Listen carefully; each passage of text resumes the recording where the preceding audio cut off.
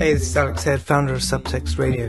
This is Subtext. Please go ahead and click the like button and the subscribe button. It really helps us to reach new audiences and promote the artists that we work with. Hit like and hit subscribe.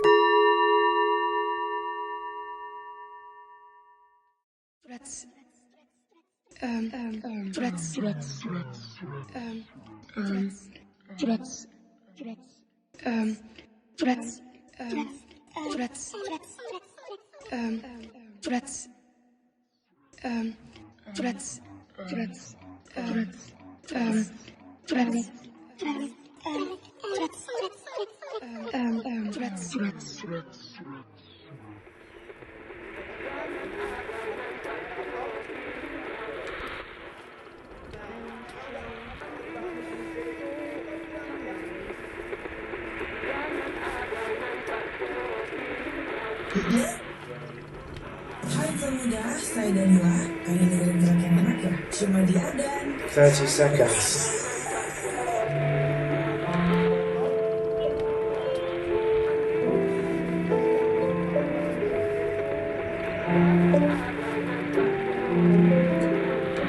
Alexa, stop. Oke, silakan dulu Bapak Ibu. Kita kasih babinya semua kacang merah toh, mantap Jo. And so, because he's so hungry, so Esau said to Jacob, "Jacob, give me a bowl of that food." And then Jacob said, "Okay, but you have to give me your firstborn priority." So this, right, a priority is very important, because if we have this right, we will have double orientation, double authority. Your firstborn priority, right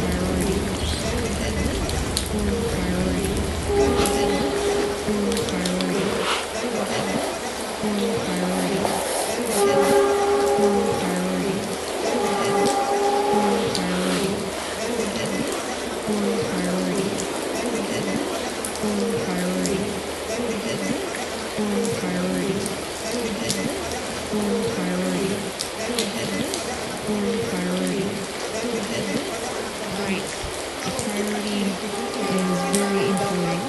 If we have this right, we will have double orientation, double wealth, double authority.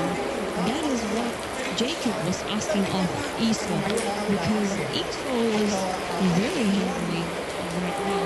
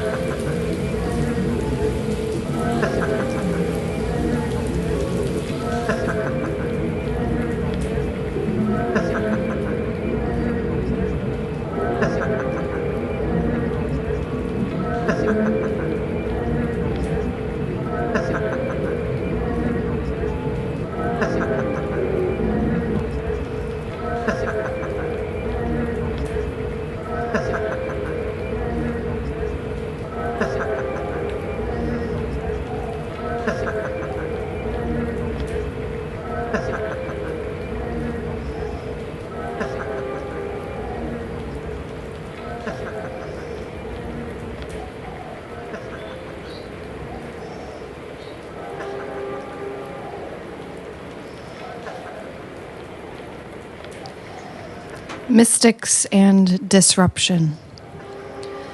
Today is the anniversary of when they first started placing sensors into the pavement. They have been monitoring levels of a world in the pavement that is a mirror of the city, a divine microcosm that must be appeased. Everything from carbon-14, water, ice, asphalt, concrete movements, silica, the microplastics from tires and paints wearing down to motorcycles flitting by, shit, small animals, death, and speed, speed, speed.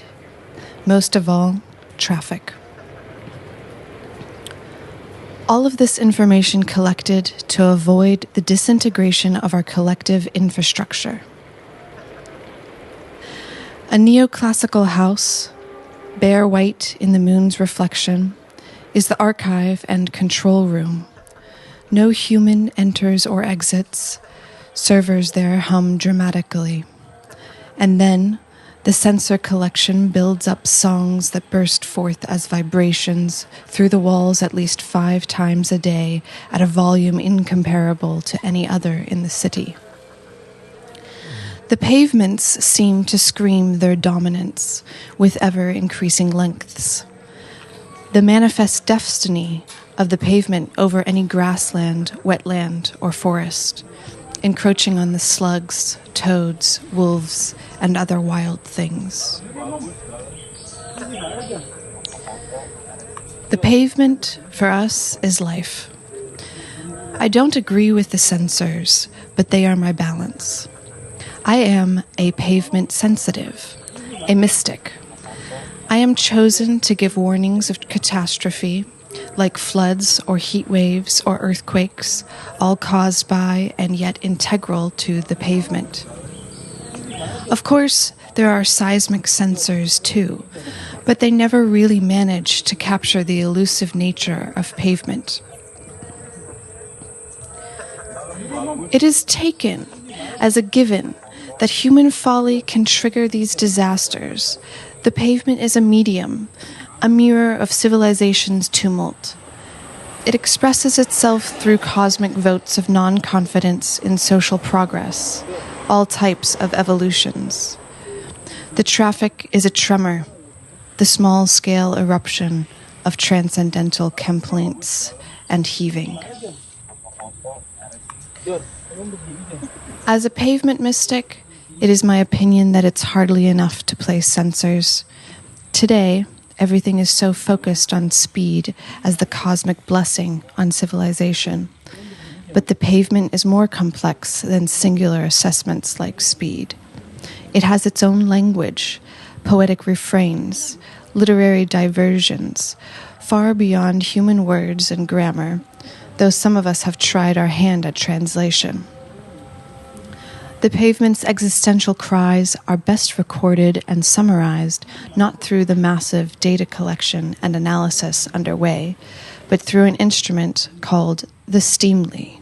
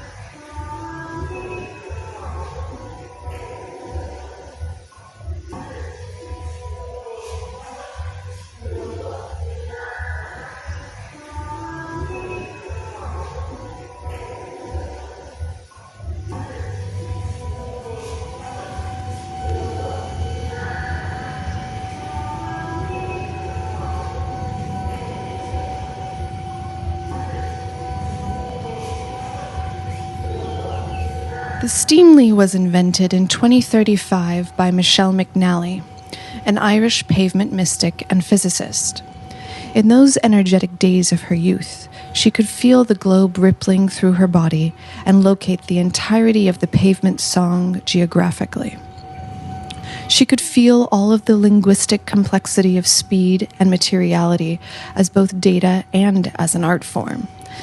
It goes without saying that this level of comprehensive understanding is actually not possible as a bird's eye view, as a singular map or plan. Luckily, she had the help of 5 other sensitives, and they acquired a 7-story warehouse in Brooklyn to build the Steamly as a translative experience for non-sensitives and non-mystics. The important thing was that each of the 7 levels was fitted with precise arrays of nozzles that could be walked through and listened to from a series of unique positions. I say listened to because the instrument and translation is one done in complete darkness. The nozzles are a sort of organ, piping out air blasts, sometimes tones, and at times steam. Each floor uses a different data set and poetic lens to make an interpretation of the pavement's history, a composition spanning the last 200 years, pared down to 20-minute experiences on each level. McNally and other Steamly sensitives can explain this better, but the time magnification in effect over the 7 stories allows for harmonic emergences that can be paralleled with personal and social cosmic events. Personally, I don't work with the Steamly. I specialize in pavement hormone analysis. Hormone adjustments are slow processes that have been building up in certain pavement ecosystems, catchment areas, for the last 200 years. Sometimes they are called xenohormones, since they are often artificially created but act just as biologically nuanced when they interact with life. As a pavement mystic, this specialization is more than the sensing of chemicals or the measurement of microplastics. Just as the catastrophe doesn't happen to the hurricane, but to the structures it collides with, so it is with the pavement colliding in multifaceted ways with life forms. I am sensitive to these hormonal collisions, from the subtler ones that might cause 2 minutes of rage to the increasingly cataclysmic ones that trigger species extinction through infertility. Until recently, I could not develop adequate rituals that might alter the state of these relations or prevent endocrine disruption in ecological systems. My personal mysticism is merely vested in location and quality, and to some extent with powers of prediction. Stop. However, the auto industry has heavily censored my activities and writing, since significant hormonal disturbances can be traced back to microplastics spun off of tires. Speed across the pavements is what fascinates society the most now, something that seems inevitable and so desirable as an extension of human dominance, the increasing reduction of time by movement through space. So it has been impossible for me to express that the materiality of the speed, the amount of dust created by movement, is also the cause of environmental hormonal disruptions. 20 years ago, when censorship first became apparent to me, I had hope that I could make a positive difference. But that was also the time of the absolute crisis. Most people have come to the conclusion that the absolute crisis has been resolved, but some of us are still working on abating it at a broader scale. Let me explain. For humans, the problem of the absolute crisis was acute. Mainstream media has reported that smartphones disastrously disrupted human fertility. We know the rapid uptake and ultimate saturation of smartphones to every human individual came to a peak in 2042. Of course, this included the saturation of associated electromagnetic radiation that seemed to be destroying both egg and sperm production in humans. Within a matter of just a year, fertility rates across the human species dropped to 15%, and in 2045, only 2.3% of the population could reproduce naturally. Great, I'm up for it. The condition seemed irreversible for any personal action, and under this pressure, pretty much all funding went into fertility research. Interestingly, the results yielded what was originally called XX Light, a drug meant for lesbian couples to procreate. It was composed of 2 injections so that the couple could determine which egg should mutate and which egg should be fertilized, also determining the birthing parent. This drug was further developed into what we know now as all life, the cheapest and completely accessible version that has been used successfully for the past 12 years among people of all sexual orientation, as the injection allowed for wombs in both male and female identifying humans. Of course, this state of affairs still changed everything. The 8 years without newborns alerted people to a new conception of life on the planet. Within a year or two, panic had subsided, and with all life taking a hold, people relaxed into the idea of planning a smaller human population. What people don't realize is that electromagnetic radiation is working in conjunction with the pavement's xenohormones to destroy egg and sperm production. What is seen as a human issue of infertility is in fact one of global biologic ramification. The proximity to smart technologies is only a rapid effect catalyst for the dissatisfaction of the pavement cosmos. People don't realize that it is not just the smartphones disrupting life, it is the pavement cosmos directing a larger assault. This sudden, shrieking extinction threat to humans is also appearing as a slow, dredging pain to the remaining ecology. Various endocrine disruptors associated with the pavement move up the food chain in the plant and animal kingdom. All of this is spurred on voraciously by traffic. The utter rate of increasing speed, automated vehicles, and motorbike rallies are the paradoxical elixir and poison of the pavement world. I've been censored for saying as much. However, the mind-numbingly quick attack on the human hormonal system confirmed all of my previous work. But around this time, data collection sensor methods started to diverge drastically from my field. The sensors were set up to track speed as their main interest, the speed of vehicles, but also sunlight, sound, and water. The chemical and hormonal context was explained to be in such a small quantity that sensors in these areas were discontinued. Besides, most funding was funneled into fertility research. The pavement tracking was something hobbyists maintained, and the entertainment business boomed off of the metadata records that were the self-fulfilled fantasies of the speed economic scientists.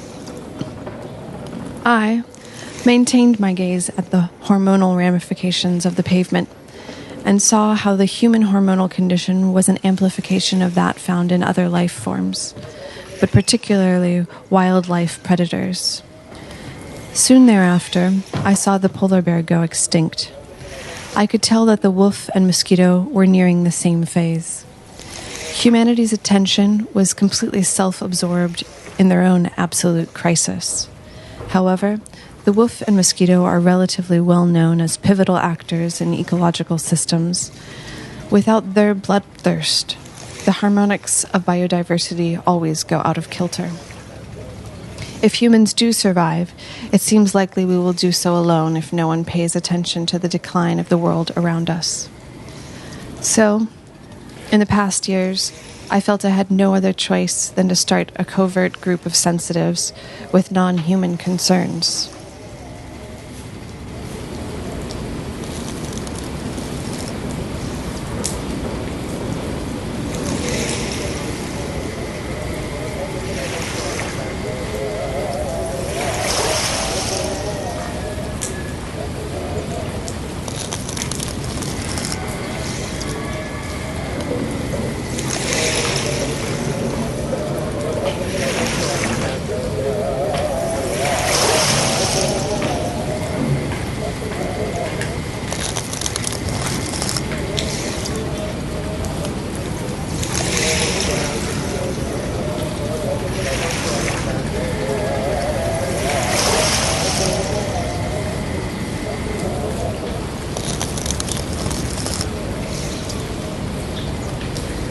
"It's the door at the end of the hallway on the left," Desi said to us. "I'll be there in a minute. I just need to pick something up first." Ralph, Christina, and I were anxious to get into the lab. We had been conducting our work for the last 18 months from Christina's guest room. Now we were finally able to formalize our activities. Desi had finally convinced the university here in Yogyakarta, Indonesia, of the benefits of a science and art collaboration that could take place over the next year in one of the biology labs. I chuckled. I guess we will be living with the name fungal dimensions for a while now. The university has grabbed onto it as a program. If only they really knew. Gustina replied to me, "Well, the name doesn't matter. We will be making some large glossy prints for them from the data we collect, and they'll be begging us to stay longer." Anyways, it's like Desi said. The timing seems right. This floor hasn't been renovated, so it's in less demand. But that makes it perfect for us. Up here on the 12th floor with windows out to the mountains in the north and the sea to the south, we get such a good connection. I questioned, "Does the view really make that much of a difference for you guys?" Ralph then said, "Ha, you have no idea what it's like to be an animal psychic. Human thought interference is the worst. When we are up this high, we manage to get above the whole interference of the city. Our work is going to improve dramatically. We'll be able to maintain our hold on packs and swarms of animals, but also individual ones for much longer." Ralph and Gustina are artists in Yogyakarta. They work mostly in abstract photography prints. But working with Desi and myself, they have honed their psychic skills to communicate with groups of animals that are affected by endocrine disruptors coming off of the pavements. Desi then walked in carrying a large black plastic box. I haven't been able to show you all these specimens yet. She set the box down at the back and removed the cover. These are the 6 fungal types I've been focusing on for the biofungal symbiosis. Ralph remarked, "Wow, I didn't realize they're so colorful." Desi nodded back.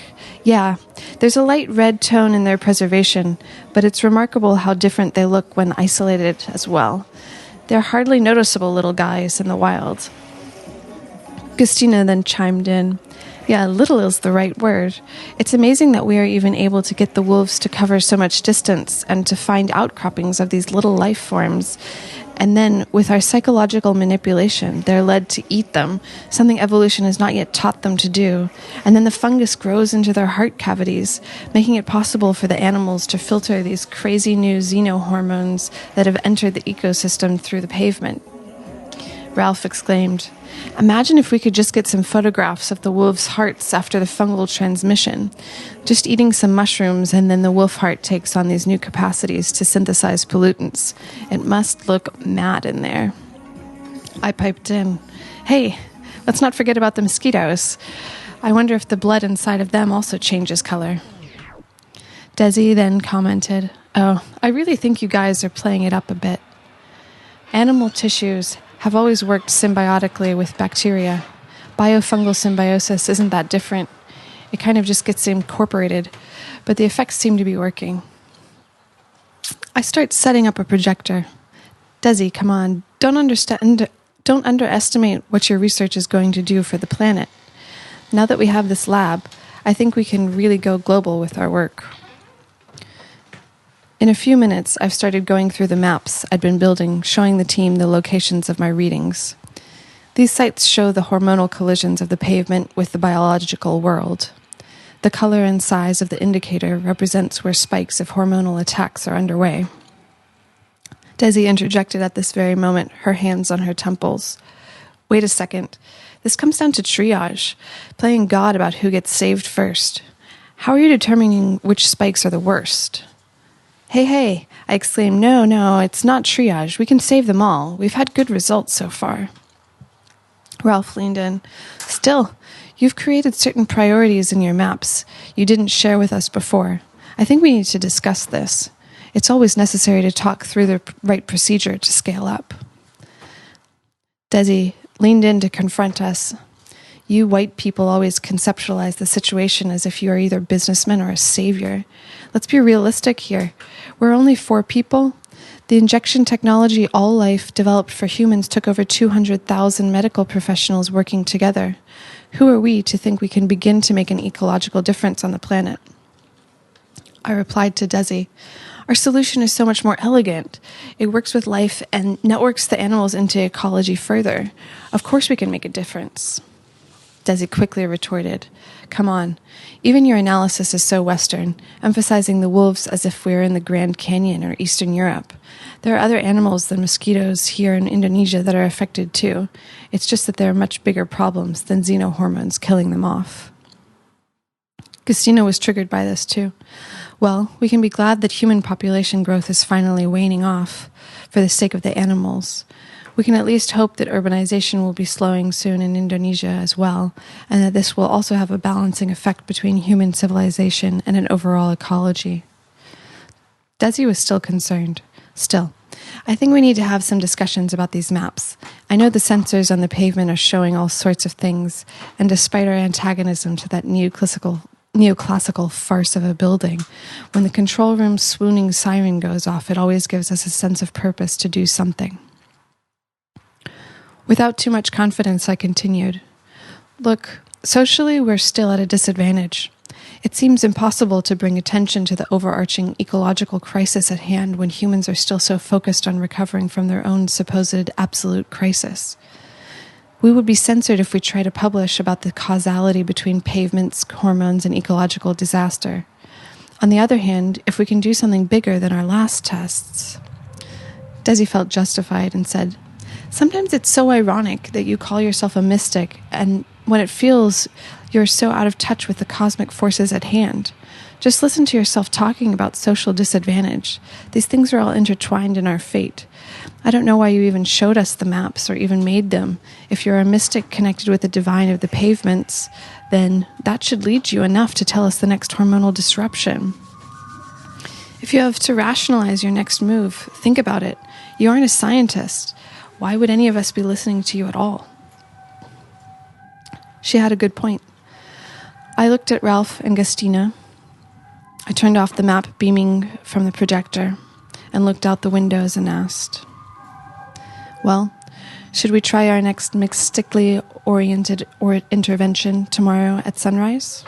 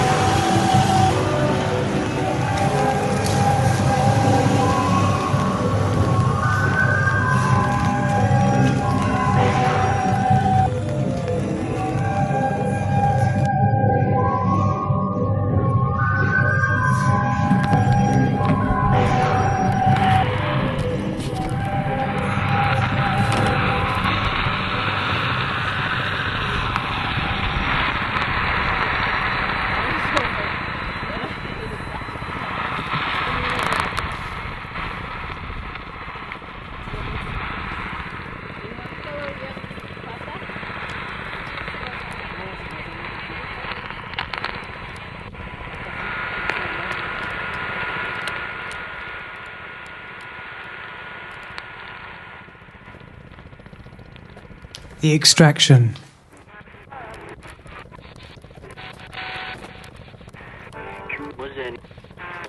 A young foreigner had gotten into a fix. They were beginning to explore the capital city of Jakarta, and with it, numerous others. Discontentment with any singular narrative had motivated the city to adopt the clothing, style, and even the skyline of other cities around the globe.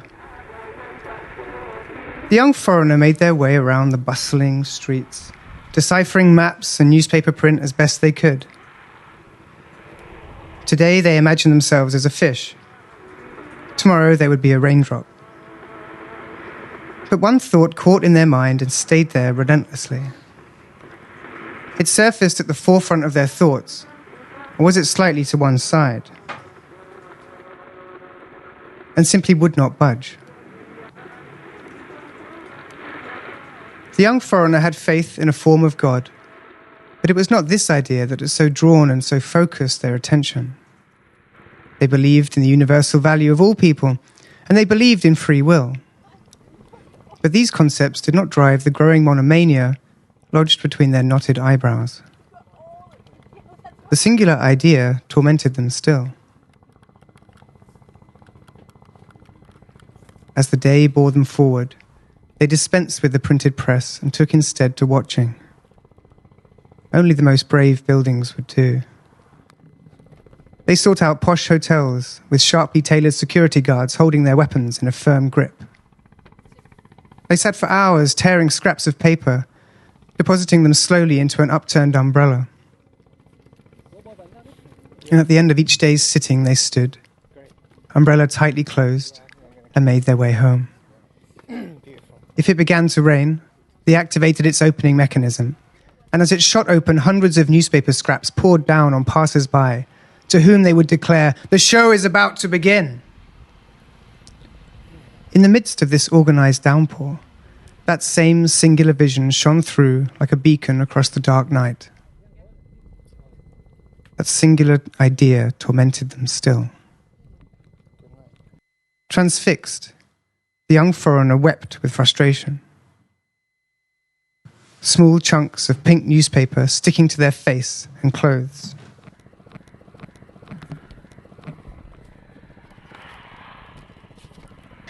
About this, there could be no ambivalence. The city of Jakarta had triggered a new mental state that was practically becoming a condition. It had planted this terrible idea in their mind and simply had to go. No alternative could be countenanced.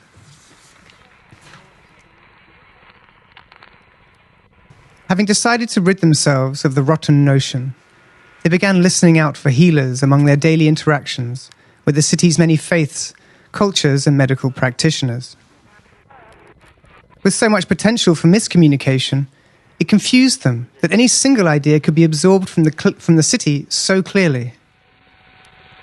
Yet this only served to reinforce its apparent power over their actions. One evening, it was suggested to them over a bowl of steaming hot noodles that the kind of treatment they sought lay further than the circle of investigations they had set for themselves, further perhaps than the city walls. What did it all mean? Their mind's eye scoured the horizons, performing sweep searches across an ocean of possibilities, settling upon the shore. Keeping to their usual routine of observation and mental note-making, the young foreigner nevertheless began to gravitate, as though drawn magnetically by the moon, toward the broad waterfront of Jakarta's North Sea coast. It wasn't long after the first inquiries had been made that they arrived one evening at a softly lit, lively village. Unsure of how to begin, the young foreigner made a start at what they believed to be the periphery of the village, working their way towards the perceived centre in concentric circles. Dialogues with those they encountered seemed naturally to follow a similar, circuitous path. They made sure to reveal only aspects of their condition in conversation. As the day drew long, a sense of deliverance began to mount. The villagers were somewhat ambivalent about the young foreigner's presence,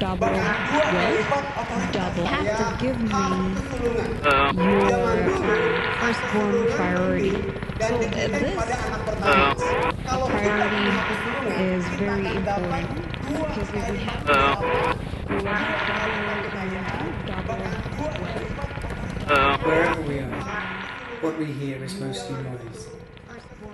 When we ignore it, it disturbs us. When we listen to it, we find it fascinating.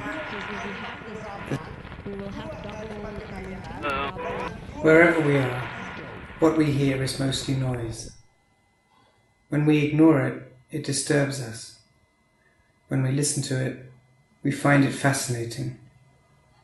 The sound of a truck at 50 miles per hour. Static between the stations. Rain. We want to capture and control these sounds, to use them not as sound effects but as musical instruments. Every film studio has a library of sound effects recorded on film.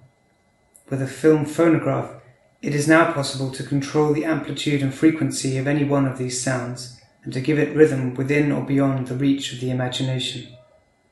Given 4 film phonographs, we can compose and perform a quartet for explosive motor, wind, heartbeat, and landslide.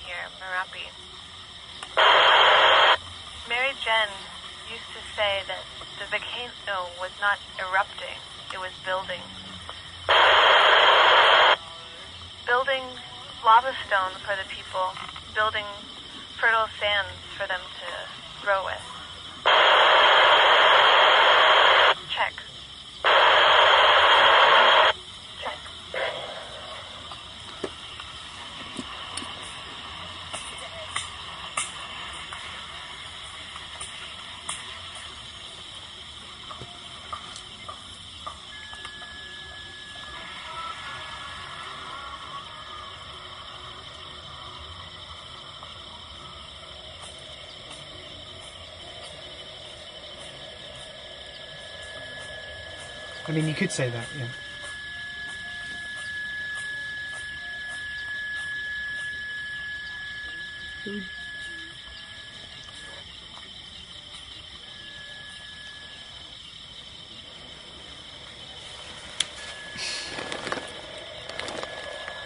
So, as a matter of fact, the enemy here is not a philosophical group or another branch of science or a certain ideology. Instead, our enemy is this materialistic culture that cannot contain the richness, layers of living. In another word, I'm against the development culture which detach human from the wholeness, the complete that makes it human. In another word, I'm against the development culture which detach. In another word, I'm against the development. In another word, I'm against the development. In another word, I'm against the development culture which detach human from the wholeness, the complete that makes it human.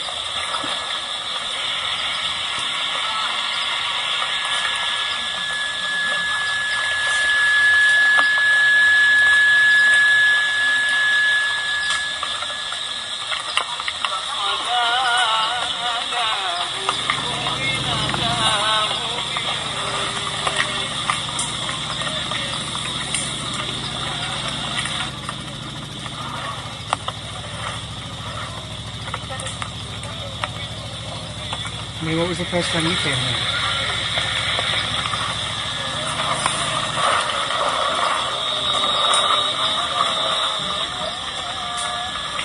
She's sleepy, very sleepy.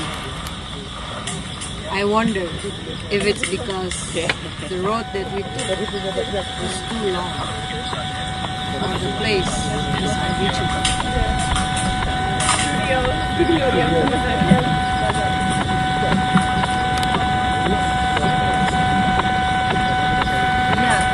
There's indeed wind data. There is something about the stratosphere that inspires these airplanes. And before that, we will go around and look for this.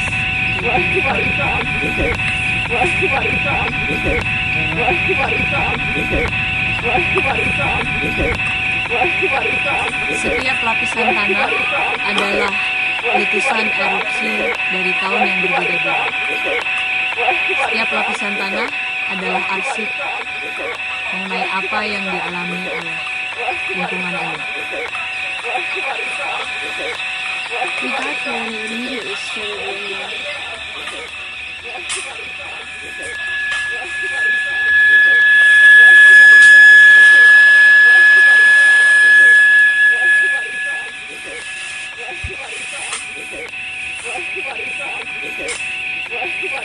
I want to brush my teeth. This question is scary.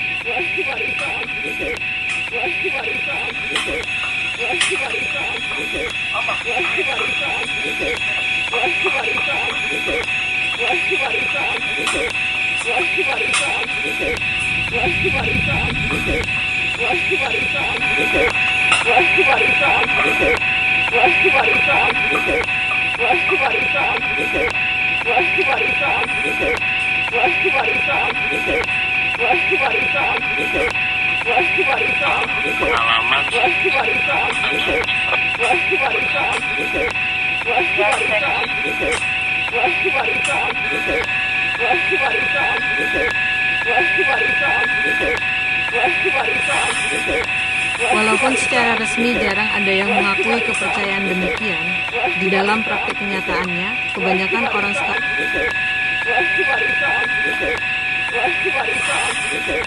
Walaupun secara resmi jarang ada yang mengakui kepercayaan demikian, di dalam praktik kenyataannya, kebanyakan orang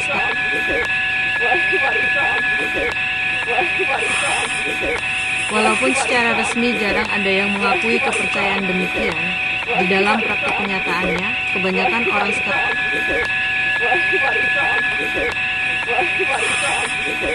Walaupun secara resmi jarang ada yang mengakui kepercayaan demikian, di dalam praktik kenyataannya, kebanyakan orang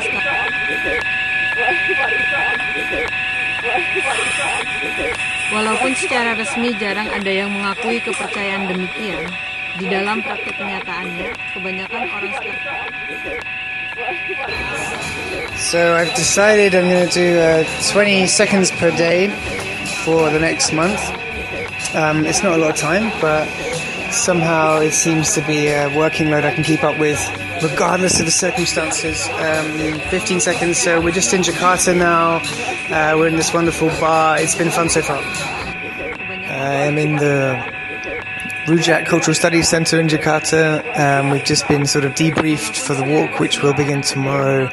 It will take 11 days. It's very exciting. It's got lots of different bits of content. We're going to try and stay on this boat tomorrow on this island. Yeah, bye. Okay, so I guess it's the third one. We're out in the ocean.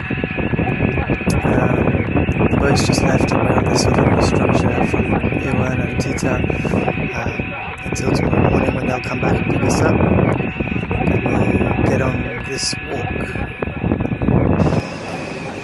So today we woke up on the autonomous islands and we've been in the fishing village Tatap in the north coast all day. We're just about to set off for our beginning of our walk. I undergo a kind of extraction, physiological extraction, the removal, I'm sure, of a bad idea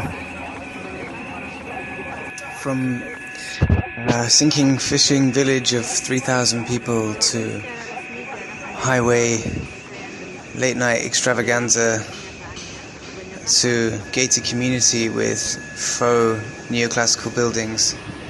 Today is a bit of a day of a rest.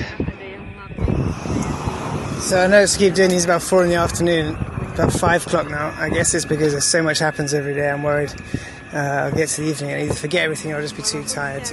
We just got through the mangroves on this amazing beat up step. There's 2 guys climbing down a massive electric pole. That's 20 seconds. See you again tomorrow. Okay, battery is low, but luckily it's only short recordings. Today we're on the pier. We've just been to the fish market. It's pretty intense. Everything's beautiful. Staying in these apartments, which are sort of like Airbnb, but in a high-rise. And the sunset. It's exactly 6 o'clock in the morning. We're in another fishing coastal village, kind of a slum. The sun is rising and we're about to go out on a trip to try and get a view of this island G that's in stasis. That's kind of been started and stopped by the government. This is by far the most relaxing day for some time. I think I could admit that. I'm just reading some John Cage in the local restaurant. They have beef on the menu this evening. Very succulent. Amazing curries. Spoke to some friends in the UK. There's a bird in a cage which is jumping up onto the side. You could imagine that it's kind of skating the inside of the cage. Okay, now it's just shouting to its mates. Backside 50-50. All right, frontside 50. Yeah, we just entered this Buddhist temple from 4 centuries ago. A lot of us have birds which we're going to release. I have 7 Hannah has 26 for her age. It's day 562 and we stayed in the Taoist Buddhist temple last night, very special. We just had to update our marriage certificate in order to stay comfortably in another place, and now we're at the birth of Islam in Indonesia on the North Jakartan coast. Hey, so I'm going to try and do this one in the super cool and listenable radio voice of Nathan Gray. We're about 12 days into the walk. I'm afraid I've encountered some mechanical difficulties in my legs, but we did see a shipping yard and a cemetery. I'm still in Jakarta. I guess I was thinking I would use these recordings to sort of patch between the walk and getting back to Berlin and the show that we're doing now. But the walk's kind of over for me now, so I'm a little bit sort of at a loose end. I'll try and find something to say tomorrow. It's Thursday the 4th of April. Not much to report other than that I had a manicure and got my nails done, and tomorrow it's time to renew our visas. 10 days left. We're just in the visa center building. The curtains have just gone up. There's an incredibly grumpy man at the front of the queue. We're hoping that we can extend our visa without too much trouble. It's another 10 days, so I'll let you know how it goes. Okay, so visa extension has gone fine. We have a presentation on the data wasteland at Rujak Urban Studies Center this week. Following that, we're going to make a piece for an upcoming show, so things are going to get crazy busy. This could be the last recording. So I've decided I'm going to do 20 seconds per day for the next month. It's not a lot of time, but somehow it seems to be a working load I can keep up with, regardless of the circumstances.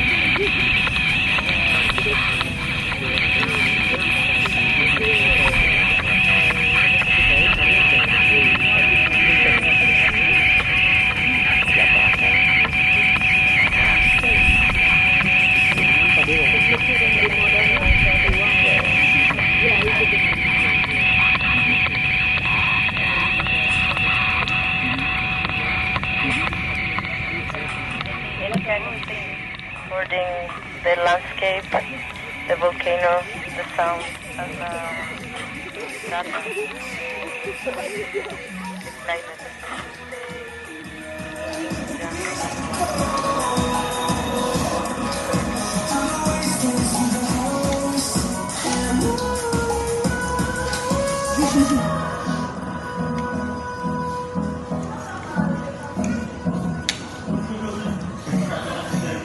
It's really going on me.